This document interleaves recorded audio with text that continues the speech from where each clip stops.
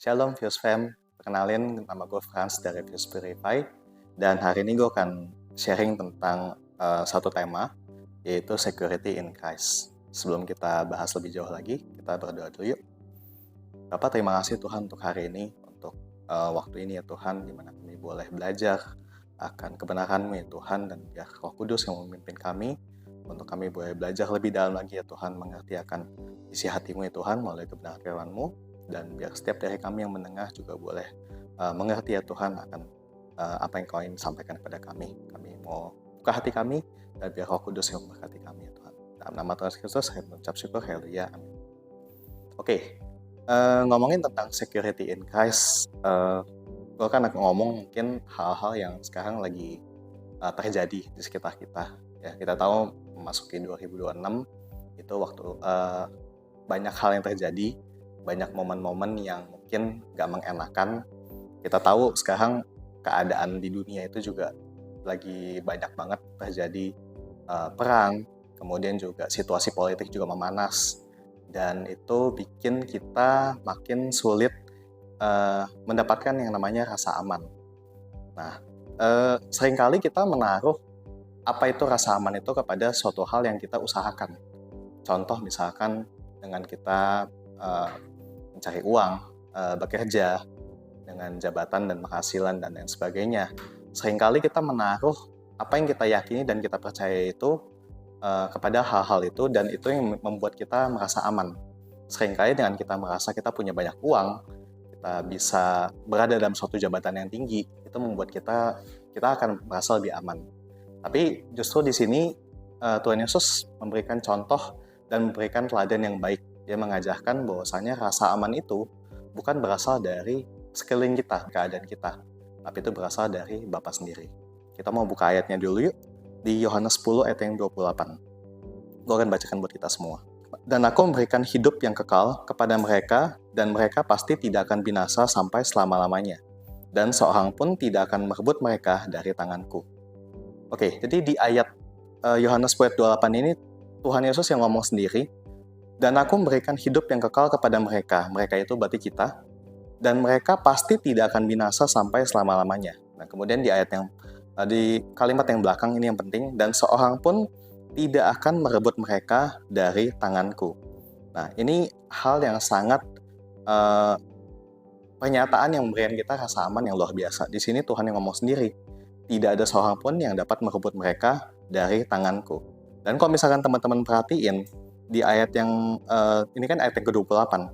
Kalau di ayat yang ke-29 sebenarnya itu ada perkataan Tuhan yang kembali menekankan tentang rasa aman itu. Bunyinya demikian, Bapakku yang memberikan kepadaku lebih besar daripada siapapun, dan seorang pun tidak dapat merebut mereka dari tangan Bapa.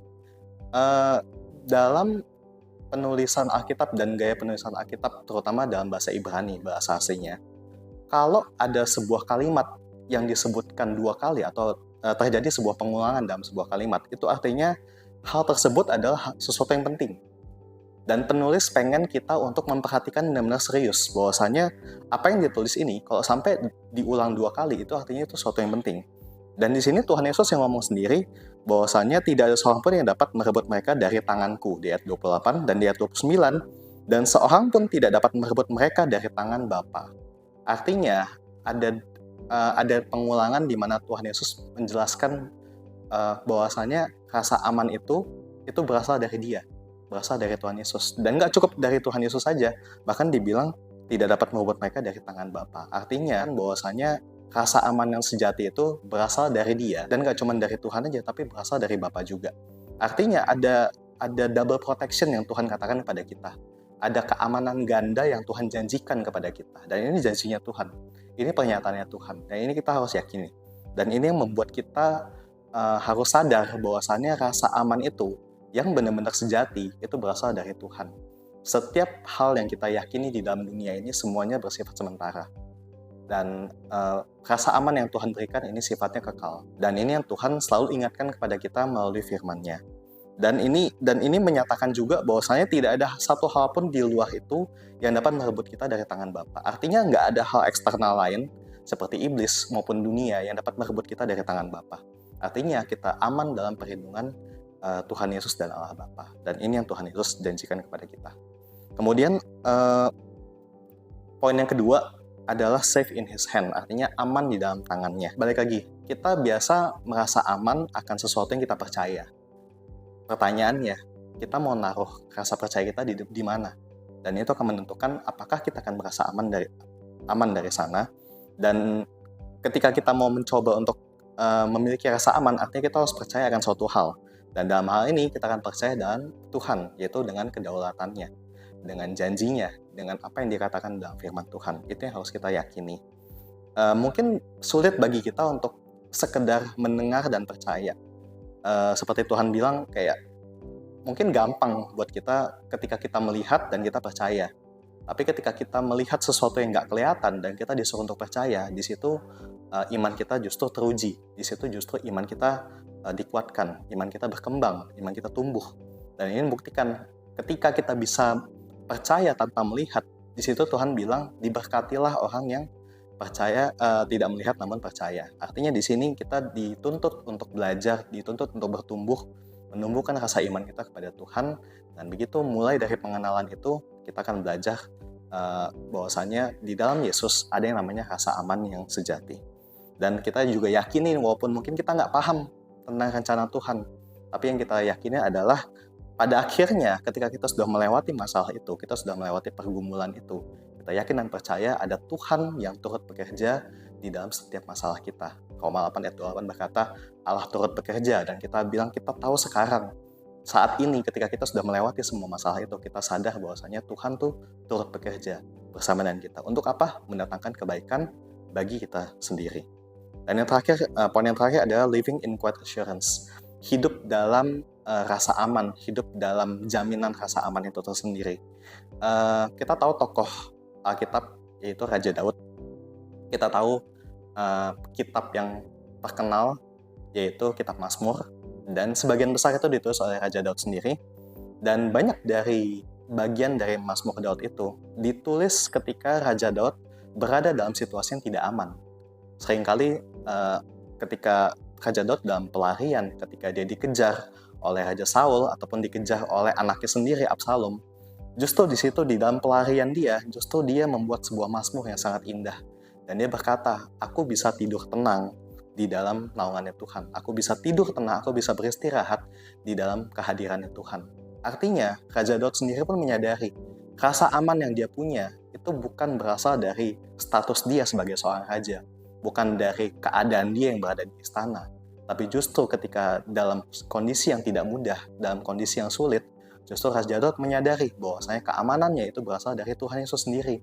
Dan ketika dia menyadari itu, yang dirasakan adalah ketenangan, damai sejahtera dalam hatinya. Dan itu membuat Raja Daud menjadi aman, walaupun dia tahu mungkin keadaan dia tidak baik-baik saja. Dan kita belajar dari Raja Daud bagaimana kita bisa mempercayai hidup kita dalam tangannya Tuhan. Kita percaya bahwasannya hidup kita aman dalam perlindungannya. Dan gak cuma Raja Daud juga, ada tokoh lain di Alkitab yang kita kenal yaitu Rasul Paulus. Kita tahu Rasul Paulus adalah rasul yang besar, dan dalam pengabaran Injilnya di seluruh dunia, seringkali dia menghadapi situasi-situasi yang mengancam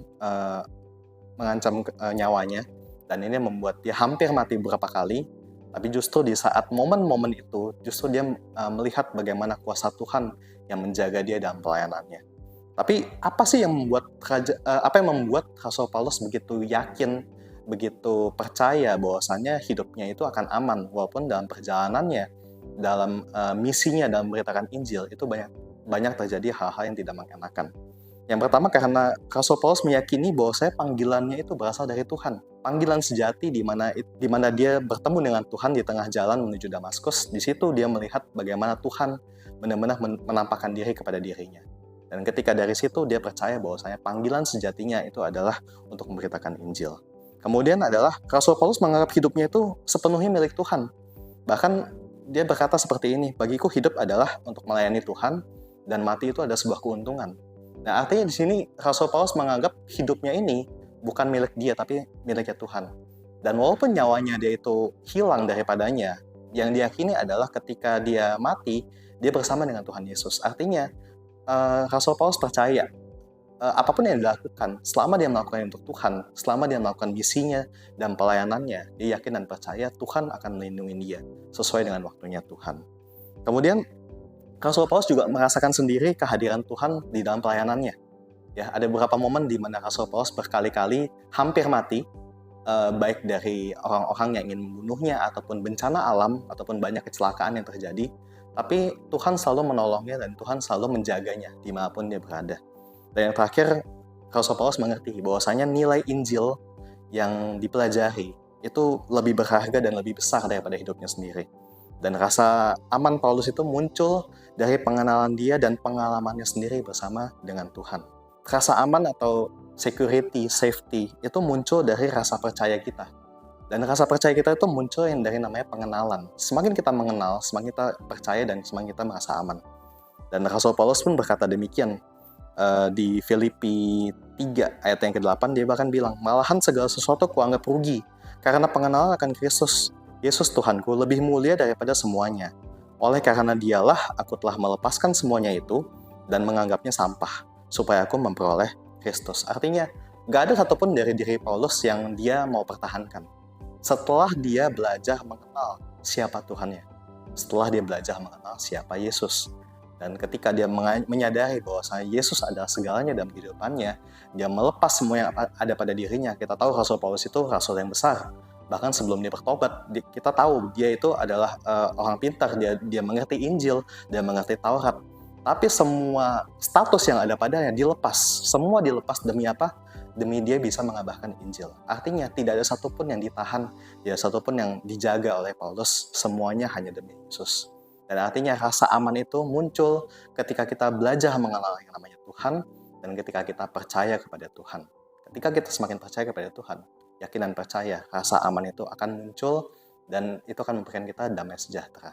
Dan kiranya firman ini boleh memberkati kita semua dan biar kita semua terus belajar percaya bahwasanya rasa aman sejati itu ada di dalam Tuhan.